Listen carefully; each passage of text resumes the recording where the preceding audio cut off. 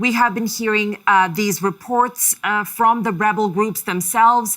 Also, our colleagues at Associated Press and Reuters are reporting that al-Assad has been seen fleeing the country and that the rebels have entered Damascus. What do you make of these reports, and what do we know for a fact right now?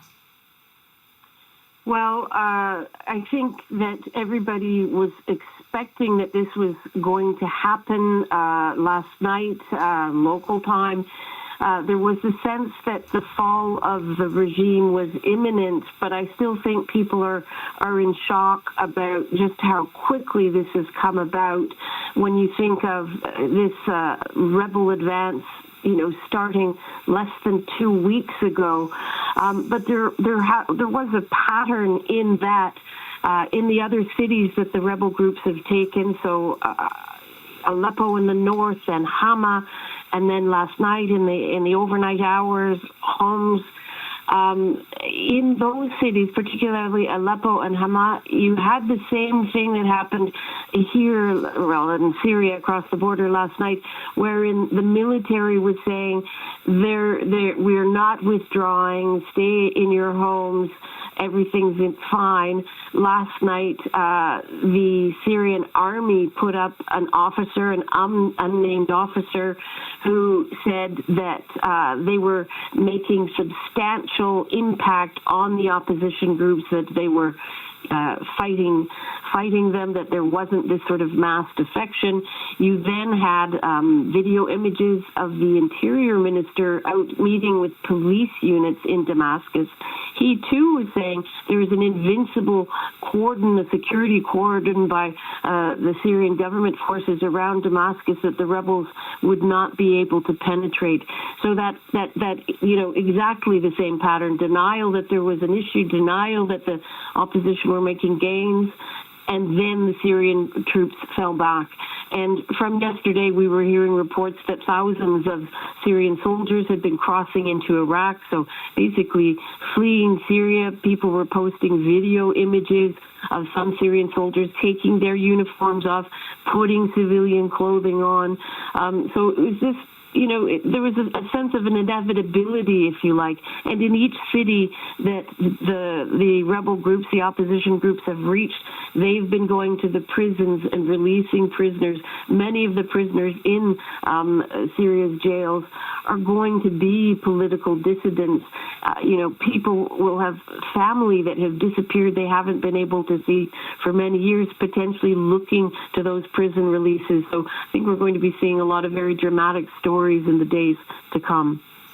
This is what I wanted to ask you next, Margaret. You have been reporting from the Middle East for many years. You were there when the Arab Spring uprisings happened in Syria as well as in Egypt and Libya. So you know this region really well. And you just described for us some of the political complexities and years of so much hurt done to so many families.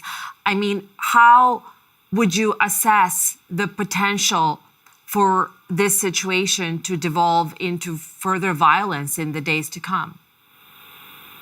It's very difficult to predict, of course, but I mean, you've pointed to a couple of historical examples, Egypt, Libya, where the excitement, enthusiasm of the Arab Spring, where many people thought they were going to be getting a different kind of government, didn't necessarily happen.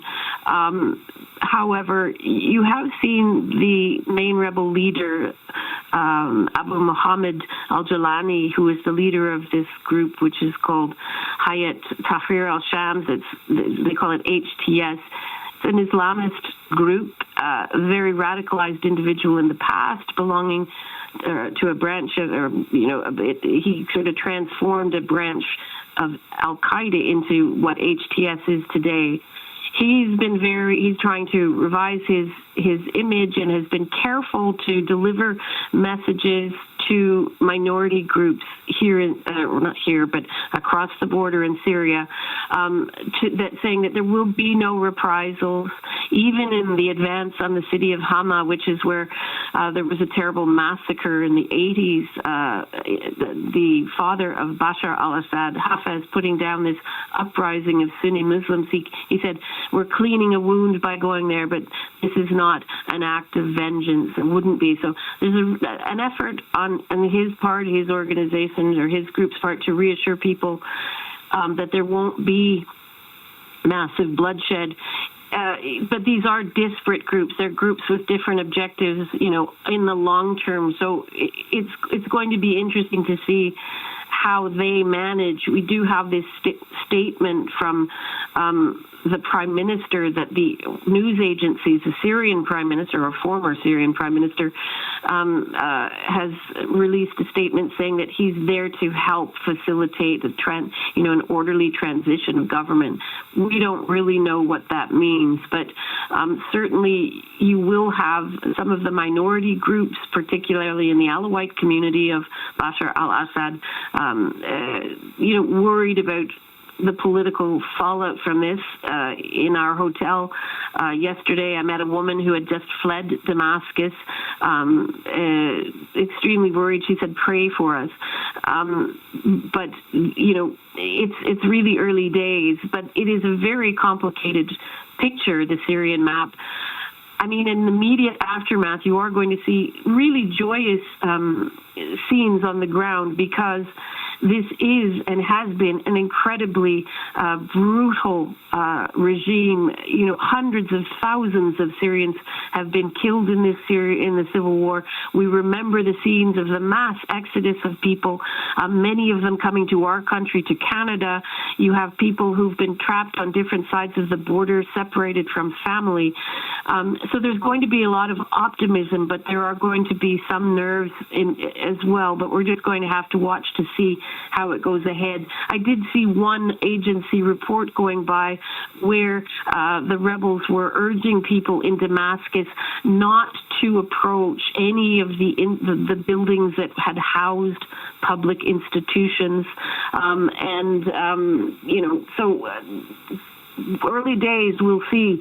Some people would tell you that al-Jilani, of course, the leader of HTS, who's been kind of in charge of most of Idlib in recent years, that's where all of the kind of opposition groups inside, most of them have been for years now, living in vast tent cities, that there was an attempt at kind of creating organization there. Certainly there's discipline in the army, but there are also reports of widespread human rights abuses aimed at people dissenting, from the HTS way. So watch this space. Yeah, that's the space that everybody is going to be watching, Margaret, and we will also be trying to see what the Western leaders' commentary is like. We know that Donald Trump has said he wants the U.S., the president-elect has said he wants the U.S. to stay out of this conflict. Russia, Iran have also been very silent on this, but I guess all of that will become more apparent in the days to come. Margaret, thank you so much for joining us. That was CBC's senior foreign correspondent, Margaret Evans, in Beirut.